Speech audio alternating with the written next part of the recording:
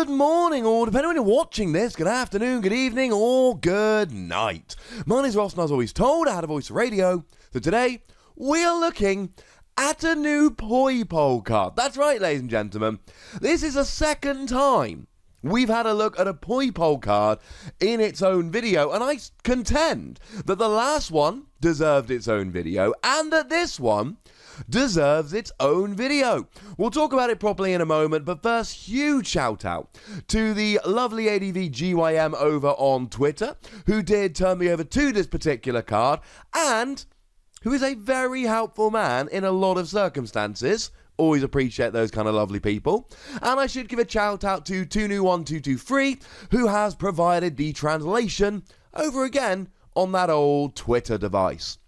Now, Poipole is a basic Pokemon that evolves. It evolves into Naganadel, and we'll talk about this properly in a moment, but Naganadel's Stack Attacker is forecast as one of the top decks moving forward, potentially at Worlds, and certainly as we go forward into next season. And I'm going to be honest, a little bit proud of the fact that I believe I was the first person to bring you news of that particular deck. But if you're going to have a Naganadel, you're going to need a Poipole.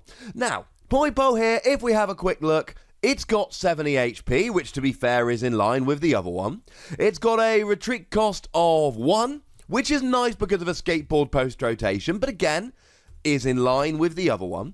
It's got a weakness to Psychic. The one good thing I'll say is that Espeon GX does keep popping up. It doesn't tend to go away. It keeps finding its way into decks. And for 1 energy, will only do 60 with weakness, so 70 HP in that respect is quite nice. And being a Psychic Pokemon does mean you can hit weakness against stuff like Buzzwole and Necrozma, which, I mean, I'm not saying it's a great idea, and honestly, I don't think it is. You can do some damage with this. Although really what you should do is evolve it up to Naganadel and do the damage with that. So in terms of the basics, it is, I'm going to be honest with you, it's identical to the other Poipole. Same HP, same retreat cost, same weakness, same typing, same everything. But the first attack is incredibly interesting. What it allows you to do is look at all of your face down prize cards. It is very much like the old Alph lithograph. Now, when I say the Alph lithograph, there are actually multiple Alph lithographs. They were in the Heart Gold Soul Silver sets. And you could actually read them, but they were written in Unknown, so you had to be a little bit creative. But essentially, it let you look at your face-down prize cards. And ladies and gentlemen, I am not embarrassed to tell you that this particular card saw a lot of play back in the day. It was quite a rare card. You didn't get one in every booster box. It was somewhat of a chase card, kind of like a secret rare before we really had secret rares, and or at least at a time when we didn't really have that many of them. And it saw quite a lot of play. One of the main ways it saw play was with Rotom in a Durant deck. What Rotom allowed you to do, the one from Undaunted, was to switch out the top card of your deck with one of your prize cards. The thing is, Alph Lithograph let you look at your face-down prize cards, which meant you knew exactly where that Durant was. Now, we've done videos about Durant, my least favourite deck ever. I make no secret about that. And essentially, with Durant, you needed all 4 of your Durant out in order to mill your opponent's deck. So you would use Alph Lithograph to look at your face-down prize cards, remember or jot down which ones were where, and then use Rotom to make sure you switch the top card of your deck with the appropriate prize card, which would in fact be a Durant. And the important thing to note about this particular attack, it is face-down prize cards. You don't shuffle them, you don't turn them up, you look at them. Now this opens up some great options here, which we'll get to in a moment, but honestly, first thing to note, it's not like Gladion, and it's not like Beast Ball. Gladion allows you to switch one of your prize cards for Gladion, and Beast Ball lets you switch one of your Ultra Beasts in your prizes for Beast Ball. But then you shuffle up your prizes with both of those cards and it's gone and there's nothing you can do. This, you look at your face down prize cards, you remember them or you jot them down and you know which prize cards are where. Now this actually could be kind of fun for Beast Ball because it tells you which of your Ultra Beasts are in the prizes, but having said that, the first time you play an Ultra Ball or use the Ultra Space Stadium, you're going to be able to figure out which your Ultra Beasts are in the prizes. That's not a great use.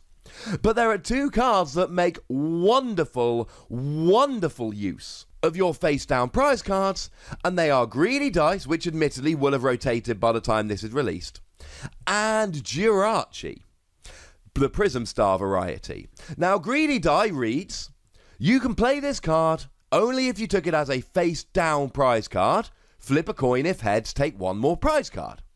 And Jirachi Prism Star's got a fairly involved ability that says if you took this Pokemon as a face down prize card during your turn and your bench isn't full, you may put it onto your bench and take one more prize card. Yowza. The thing is, up until now, we have not had any way to look at our face down prize cards. We've had Town Map, but the bad thing about Town Map is it turns your prize cards face up, and that's not a coincidence. Town Map and Jirachi would be a bit dumb together if they didn't counteract each other. Jirachi's got to have face down prize cards, Town Map turns them up. And we've had Gladion and Beast Ball, but the thing is, both of them let you see the prizes and shuffle them.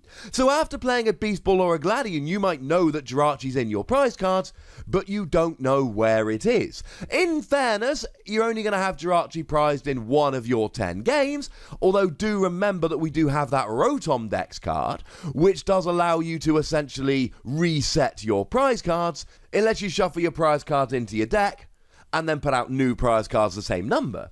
So you could use that to try and refresh them if you like. I mean, essentially what I'm thinking of here is you play your first Ultra Ball or use Ultra Space.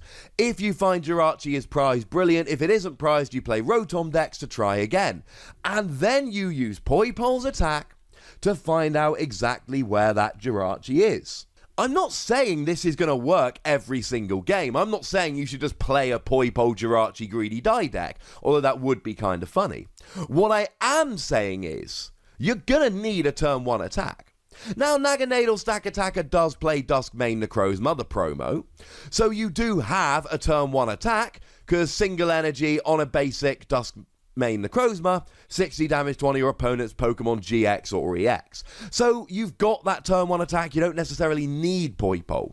But I'm saying it opens up an option here. The other thing is, we don't have Town Map at the moment. Or we won't by the time this comes out. So we have no way of knowing where your prize cards are, so you can use this essentially as a town map. And there's a large argument it might be better than Town Map in that regard, because Town Map shows your opponent what your prizes are, it gives them information, this keeps it secret. So on the one hand, it lets you know which prizes are where, which is useful for future reference. And on the other hand, there is a combo here, especially with Jirachi, no coin flip, where it actually could be very, very fun indeed. Let's face it, the other Poipole is fine, and I do like Knockout Reviver. But you need 2 energy, and then if your opponent KOs Poipole, they don't take a prize. But they can always play a Guzma, or you're just going to evolve into Naganadel. It's rarely going to work. I like this. I think this instantly becomes the best Poipole, but I really do think there is a bit of potential here. If you're playing a Naganadel deck anyway, play this Poipole, and if you find out on the first turn of the game that your Jirachi is prized, you stick one in your deck, obviously, and if you find out it's prized, then you use Poipole to find out exactly where it is, and it gives you an extra prize. Honestly, if I'm playing Naganadel in future, this is my Poipole, and I'm putting one Jirachi in my deck, because when it works, it will be amazing. Now, as for the second attack here, 20 damage for 2 energy. Good news is you can use double colourless energy, and with a choice band you will do 100 to something like a Buzzwole, and it will be a 2-hit KO. That's kind of nice, but honestly, if you're putting a double colourless energy and a choice band on here, either you really need 1 turn and then it's going to be amazing, or the game's going very badly anyway. It's useful in a pinch. But really, it's the first attack that I like here. It's a kind of attack that makes me go, look, any Naganadel deck, chuck one Jirachi in. If you ever find out it's prized, you can use Poipole to guarantee yourself an extra prize at some point during the game. If that's not worth playing around with, I don't know what is. I'm giving it between 3 and 4 Wassies. We don't give half Wassies. That would be barbaric. Yes, I know that there's plenty of games where it's going to be completely irrelevant, but this will work sometimes. And it will win you games. And remember, even if the crazy Jirachi trick doesn't work, it's still a turn 1 town map, so for the whole game you know exactly where all your prizes are. That doesn't sound bad to me. But ladies and gentlemen, I want to know what you think, so let me know in the comment section. Do you think this is good as a town map? Do you think it's fun with Jirachi? Or do you think you'd rather just have a turn 1 dusk shot? Go nuts, but remember the rule, be nice.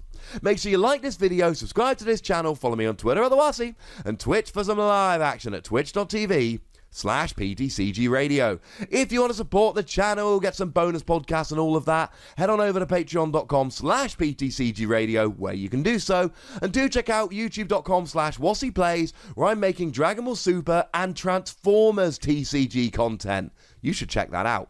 But by far the most important thing, as always, is to look after yourselves until next time. Thank you very much for watching. My name is Ross, and you've been watching PTCG Radio.